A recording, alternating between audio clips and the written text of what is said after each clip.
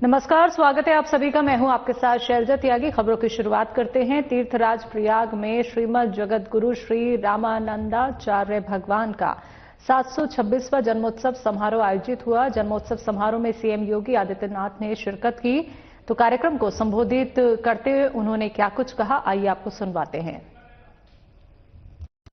सियावर रामचंद्र भगवान की, सियावर रामचंद्र भगवान की, सत्य सनातन धर्म की, सत्य सनातन धर्म की, भारत माता की, भारत माता की, गंगा मैया की, भगवान प्रयागराज की, बेणी माधव भगवान की, भगवान रामानंदाचार्य जी की, जगत गुरु भगवान रामानंदाचार्य जी की, नमः पार्वती पतिये हर हर।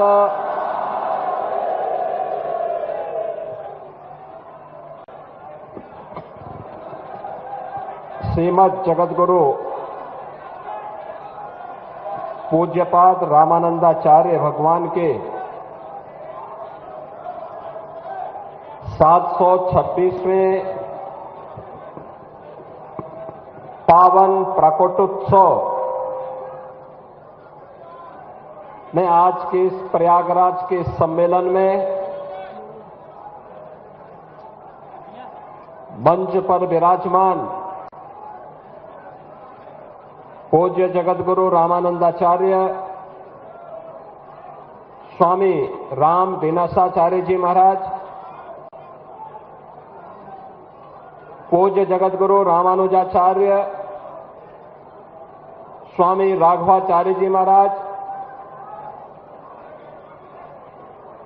जगतगुरु विदेही वल्लभ देवाचार्य पूज्य स्वामी जी, जगतगुरु विष्णु स्वामी संप्रदायाचार्य स्वामी संतोषाचार्य सतवा बाबा जी महाराज,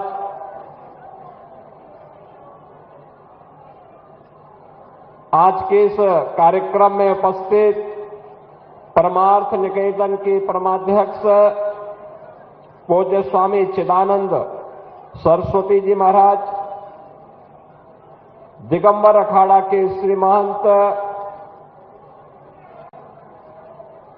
श्री वैष्णव दास जी महाराज, निर्मोही अखाड़ा के श्री महंत राजेंद्र दास जी महाराज, महंत मोहनदास जी महाराज, महामंडलेश्वर जनार्दन दास जी महाराज, बागंबरी पीठ के पीठाधीश्वर श्री महंत बलवीर गिरी जी महाराज, बड़ा भक्तमाल अयोध्या के पूज्य महंत श्री अवधेश दास जी महाराज, रसिक पीठ के श्री महंत जन्मेजय शरण जी महाराज, पूज्य स्वामी कृपालु राम भूषण दास देवाचार्य जी महाराज, श्री महंत शशिकांत दास जी महाराज, दंडी स्वामी विमल देव तीर्थ जी महाराज, नेमी सारण से पधारे स्वामी विद्या चैतन्य जी महाराज, महंत दामोदर दास जी महाराज, महंत माधव दास जी महाराज, महंत यमुनापुरी जी महाराज, महंत राम तीरथ दास जी महाराज, महंत बनवारी दास जी महाराज, महंत राम हृदय दास जी महाराज, महंत मनीष दास जी महाराज, महंत लाखन दास जी महाराज और योगी सुक्राई नाथ जी महाराज, आज के इस पावन अवसर पर मेरे साथ उपस्थित उत्तर प्रदेश सरकार के जल शक्ति मंत्री श्री स्वतंत्र देव सिंह जी, उत्तर प्रदेश के औद्योगिक विकास के मंत्री श्री नंद गोपाल गुप्ता नंदी जी, पूर्व मंत्री श्री सिद्धार्थनाथ सिंह जी, पूर्व मंत्री और पूर्व सांसद श्रीमती रीता बहुगुणा जोशी जी, हमारे सभी माननीय विधायकगण श्री दीपक पटेल जी, पीयूष रंजन निषाद जी, गुरु प्रसाद मौर्य जी, हर्षवर्धन वाजपेयी जी, पूर्व सांसद विनोद सोनकर जी, सभी पूज्य संतजन, उपस्थित भक्तजन, मैं सबसे पहले श्रीमद जगतगुरु पूज्यपाद रामानंदाचार्य भगवान के 726वें पावन प्रकटोत्सव के अवसर पर उनकी स्मृति को पूरी विनम्रता के साथ नमन करते हुए आज के इस आयोजन के जो मुख्य आयोजक हैं श्री सतुआ बाबा जी और उनकी पूरी टीम का मैं हृदय से अभिनंदन करता हूं। आप सभी पूज्य संतों का मैं हृदय से अभिनंदन करता हूं। आज का यह दिन हमारे लिए अत्यंत महत्वपूर्ण दिन है, जब हम लोग प्रयागराज की इस पावन धरा पर, जिस पावन धरा को कवि भगवान भारद्वाज ऋषि ने, भगवान वाल्मीकि ऋषि ने और अन्य पूज्य और ऋषि और महर्षियों ने अपनी तप से, अपनी साधना से सनातन धर्म के केंद्र के रूप में विकसित किया था, आज उसी पावन धरा पर, जिस पावन धरा ने 726 वर्ष पूर्व भक्ति के शिरोमणि के रूप में भगवान रामानंदाचार्य के प्रकट होने की पावन धरती के गौरव को अपने साथ जोड़ा है, ऐसी त्रिवेणी की इस पावन धरा को मैं कोटि कोटि नमन करते हुए आप सबका आज के इस आयोजन में उत्तर प्रदेश सरकार की ओर से हृदय से अभिनंदन करता हूं। आप सबका मैं स्वागत करता हूं।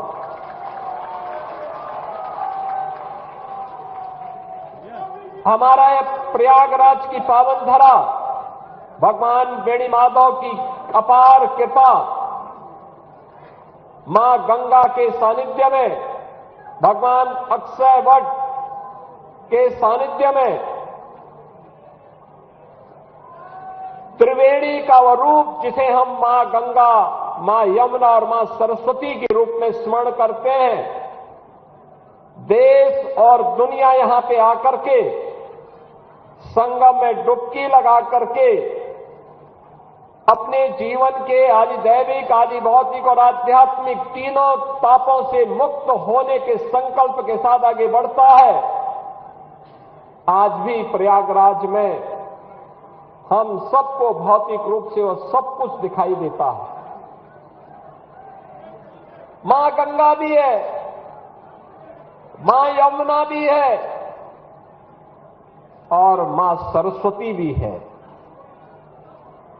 एक सामान्य नागरिक के लिए, एक सामान्य श्रद्धालु के लिए, एक सामान्य मानव के लिए यह धरती आज के दिन पर उसका प्रत्यक्ष गवाह है। यहां धर्म भी है, यहां न्याय भी है और यहां पे ज्ञान भी है, और तीनों को लेकर के देश भर के अलग अलग जिज्ञासु अपने तरीके से इस पावन धरा पर उपस्थित होते हैं। बहनों और भाइयों,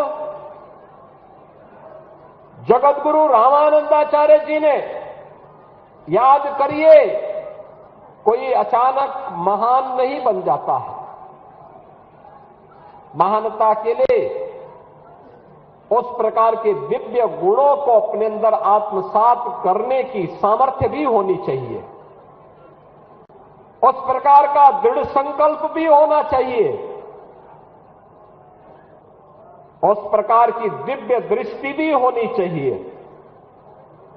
एक सामान्य मनुष्य की दृष्टि सीमित होती है, अपने लिए सोचता है, परिवार के लिए सोचता है, उसकी दुनिया परिवार तक सीमित रहती है। लेकिन एक महामानव का ईश्वरीय गुणों से भरपूर किसी महामानव का जो दृष्टि होती है वह दिव्य होती है, कल्याण की होती है, धर्म के प्रति लोगों के मन में जागरूकता की होती है। उनका भाव स्वयं के लिए नहीं, स्वार्थ के लिए नहीं, परमार्थ के लिए होता है।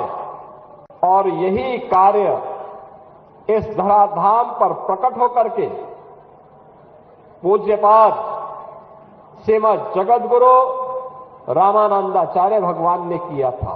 726 वर्ष पूर्व जिस धरा पर जन्म हुए थे वह कालखंड ऐसा था, याद करिए, वह कालखंड ऐसा था जब विदेशी हमले हो रहे थे, आक्रमणकारी सनातन धर्म को रौंदना चाहते थे।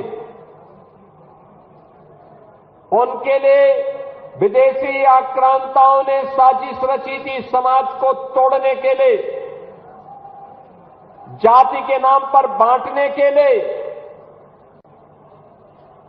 तमाम वादों के आधार पर सामाजिक ताने बाने को छिन्न भिन्न करने की साजिशें हो रही थी। और याद करिए, उस समय सबसे पहले मत और संप्रदायों को एकजुट करने का आह्वान उस समय उन्होंने कहा था कि सर्वे प्रपत्तेरधिकारिणो मता, यानी सभी जन ईश्वर के चरणों में शरणागति के सदैव अधिकारी हैं। यह किसी ने उद्घोष किया था तो भगवान रामानंदाचार्य जी ने किया था। उन्होंने कहा, ये मत और संप्रदाय के आधार पर मत बंटो। उन्होंने कहा, ईश्वर की शरणागति लेने का अधिकार तो हर मनुष्य को है। और याद करिए, भगवान रामानंदाचार्य जी हैं जिन्होंने एक नहीं 12 शिष्य बनाए, अलग अलग जाति के बनाए। श्री अनंताचार्य जी महाराज, श्री कबीर दास जी महाराज, सदगुरु रविदास जी महाराज, सदगुरु पीताजी महाराज, सुरसुरानंद जी महाराज, स्वामी सुखानंद जी महाराज, स्वामी नरहरियानंद जी महाराज, स्वामी योगानंद जी महाराज, स्वामी भावानंद जी महाराज, श्री धन्ना जी, श्री सेन जी, श्री गलवानंद जी, ये सभी 12 शिष्य भगवान रामानंदाचार्य जी ने उस समय के समाज को जोड़ने के लिए बनाया। और मैं सचमुच आज भी देखता हूं, मैं आज भी देखता हूं, हमारे रामानंद परंपरा से निकली हुई अलग अलग धाराएं समाज को जोड़ने का अद्भुत कार्य करती हैं, अद्भुत कार्य करती हैं। अभी जगतगुरु रामानंदाचार्य जी कह रहे थे, मैं देखता हूं, ऐसे गांव गांव में जाता हूं, जब मैं रविदासी संप्रदाय से जुड़े हुए संतों की साधना को देखता हूं, इस मंच पर आज ये सभी 12 परंपरा के संतजन यहां पर उपस्थित हैं। इस पंडाल में भी हजारों की संख्या में संतों की उपस्थिति रामानंद परंपरा की अलग अलग धाराओं से, कबीरपंथी भी है, रविदासी परंपरा से भी है, श्री पीपा जी की परंपरा से भी है, अलग अलग परंपरा से जुड़े हुए सभी पूज्य संतों की उपस्थिति इस सनातन धर्म की उस एकता का उद्घोष कर रहा है जो आज की आवश्यकता है। मैं गांव में देखता हूं, रविदासी परंपरा से जुड़ा हुआ हमारा संत कितने सात्विक भाव से कुटिया बना करके केवल और केवल कंठी धारण करने के साथ ही प्रभु की उपासना के लिए अपने आप को समर्पित करता है। कबीरदासी परंपरा से जुड़े हुए संत जहां भी कुटिया रमाया उसने वहां पर जगत गुरु रामानंदाचार्य की परंपरा को उसी मजबूती के साथ आगे बढ़ाया। और यह अद्भुत संजोग है कि दोनों उपासना विधियां, सगुण भी और निर्गुण भी, ये दोनों प्रकार के शिष्य ये भी जगत गुरु रामानंदाचार्य जी ने ही दिए। दोनों प्रकार के शिष्य आप देख सकते हैं। और उस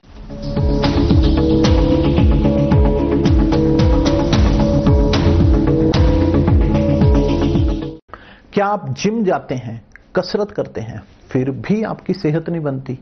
काजू बादाम किशमिश मेवे प्रोटीन के डिब्बे खाते हैं फिर भी कुछ असर नहीं होता? तो इसका मतलब है आपका पाचन तंत्र खराब है। और जब तक के पाचन तंत्र दुरुस्त नहीं होगा, आप जितना मर्जी अच्छे से अच्छा खा लो, आपकी सेहत नहीं बन सकती। इसलिए हमारी संस्था सन्यासी आयुर्वेदा ने एक ऐसी दवा का निर्माण किया है जो कि आपके लिवर, आपके पाचन तंत्र को दुरुस्त करने का काम करती है, ताकि आप जो भी खाएं उसका पूरे का पूरा निचोड़ आपके शरीर को लगे, आपकी भूख बढ़े, खाया पिया सही से लगे, नया खून बने, हड्डियों में जान आए, वजन बढ़े और आप मोटे तगड़े खूबसूरत पर्सनैलिटी के मालिक बन जाएं। सिर्फ 655 रुपए की पूरे 1 महीने की दवा होती है और आप इसे घर बैठे 011-45454545 पर फोन करके दवा मंगवा सकते हैं।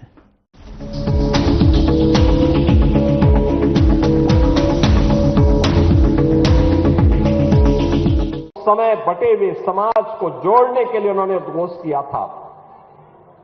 जो उद्घोष उनका था, जिसके बारे में पूज्य संतों ने कहा, उस समय उन्होंने भी कहा था कि जाति पाति पूछे नहीं कोई, हरि को भजे सो हरि का होई। ये वही समाज को जोड़ने का मंत्र है। बहनों और भाइयों, आज से 726 वर्ष पहले जिस दिव्य महापुरुष का प्रकट इसी प्रयागराज की धरती पे हुआ था,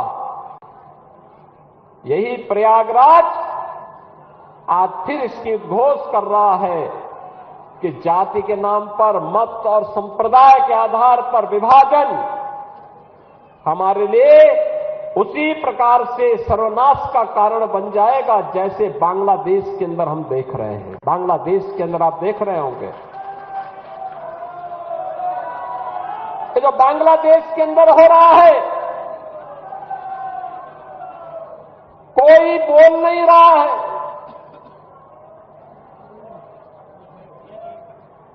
सेकुलरिज्म के नाम पर ठेका लेकर के चलने वाले वे लोग, जिनकी दुकानें हिंदू समाज को और सनातन धर्म को कमजोर करने और हिंदू समाज को तोड़ने की पूरी ताकत लगाती है, बांग्लादेश की घटना पर इनका मुंह बंद है। इनके मुंह पे लगता है किसी ने फेविकोल चिपका दिया है, ऐसे लगता है कोई टेप इनके मुंह पे चिपक चुका है। इनके मुंह से एक भी शब्द नहीं निकल रहे हैं। कोई कैंडल मार्च बांग्लादेश की घटना को लेकर के नहीं इनके द्वारा निकाला जा रहा है। और यह हम सब के लिए एक चेतावनी भी है, एक चेतावनी भी है। हमारे संत समाज को जोड़ने के लिए पूरी युक्ति करता है, और जब संत समाज एक मंच पर आकर के उद्घोष करता है तो परिणाम भी आता है। जैसे आपने देखा होगा, अयोध्या में श्री राम जन्मभूमि पर भव्य राम मंदिर का निर्माण, अयोध्या में श्री राम जन्मभूमि पर भव्य राम मंदिर का निर्माण, ये पूज्य संतों की उसी साधना और उसी एकता का परिणाम है जिसे मूर्त रूप दिया है देश के यशस्वी प्रधानमंत्री श्री नरेंद्र मोदी जी ने। आप याद करिए, यह देश 1947 में आजाद हुआ। आजाद होने के बाद देश को प्रधानमंत्री मिल गए। 1952 में पहला आम चुनाव होता है। तब से देश ने कई प्रधानमंत्री देखे, हर एक ने देश के बारे में सोचा होगा, देश के विकास के बारे में योगदान किया होगा, लेकिन भारत की मूल आत्मा को सम्मान मिलना चाहिए। अयोध्या में रामलला फिर से विराजमान होने चाहिए, यह भाव केवल मोदी जी ने ही उसको मूर्त रूप दे करके भारत की परंपरा को गौरवान्वित किया है।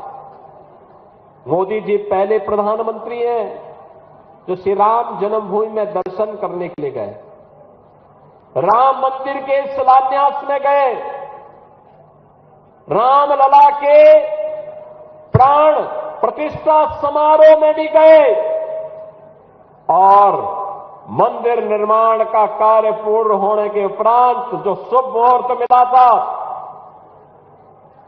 सनातन धर्म की ध्वजा पताका को मंदिर पे आरोहण करने का, उस समारोह में भी प्रधानमंत्री स्वयं भागीदार बने और उन्होंने दिखा दिया दुनिया को इच्छा शक्ति होनी चाहिए कार्य करने की। जो लोग आज भी आपको बांट रहे हैं, बहनों और भाइयों, ये आपके हितैषी नहीं हो सकते, कभी नहीं हो सकते, कभी नहीं होंगे। ये वही लोग हैं जिनको सत्ता में रहने का अवसर प्राप्त हुआ था। जब सत्ता में थे तो स्वयं अपने परिवार के बारे में सोचते थे, उससे बाहर उनकी दृष्टि नहीं थी। आज तमाम प्रकार के नारे देंगे, स्लोगन देंगे, लेकिन ये वास्तविकता नहीं है। इनको जब भी मौका मिलेगा ये वही करेंगे जो उन्होंने पहले किया था। पहचान का संकट खड़ा करेंगे, अराजकता पैदा करेंगे, सनातन धर्म पर प्रहार करेंगे, दंगों की आड़ में फिर से हर एक व्यक्ति को झुलसाने का कार्य करेंगे। हमें इसे किसी भी स्थिति में इसकी पुनरावृत्ति नहीं होने देनी चाहिए, किसी भी स्थिति में नहीं होने देनी चाहिए। और वह तब जब पूज्य संतों का सानिध्य है। हमारे जगतगुरु रामानंदाचार्य जी कह रहे थे ना अभी यहां पे, कह रहे थे सतवा बाबा ने सबको जोड़ दिया, सतवा बाबा ने अद्भुत काम कर दिया। भगवान रामानंदाचार्य की पावन जयंती और प्रयागराज में अद्भुत संजोग है। इस वर्ष पौष पूर्णिमा 3 जनवरी को ही पड़ गई थी, तो स्वाभाविक रूप से हमें इस आयोजन के साथ समय पे जुड़ने का अवसर प्राप्त हो गया। सभी को इस आयोजन के साथ जुड़ने का अवसर प्राप्त हो गया। सभी लोग यहां आ गए और हमने सतवा बाबा से भी कह रखा है, जगतगुरु रामानंदाचार्य जी से भी कह रखा है, सबको हमने कहा भी दारागंज में बातचीत करिए और उस परिवार जहां पे जिस परिवार में या जिस स्थल पर जगतगुरु रामानंदाचार्य जी का प्रकट हुआ था, जहां वो प्रकट, वहां पे उस भूमि पर उनका स्मारक और उनका मंदिर बने, सरकार उसमें सहयोग करेगी। एक बार बातचीत करनी चाहिए। बहनों और भाइयों, इतना दिव्य महापुरुष जिसने सचमुच बटे हुए समाज को जोड़ने का काम किया था, तो सतवा बाबा तो जोड़ने का काम कर ही रहे हैं। और जो इस समय नहीं जुड़ेगा तो अंतिम समय में तो उसको सतवा बाबा की शरण में वहां जाना है। काशी में मणिकर्णिका घाट में बैठते हैं वो।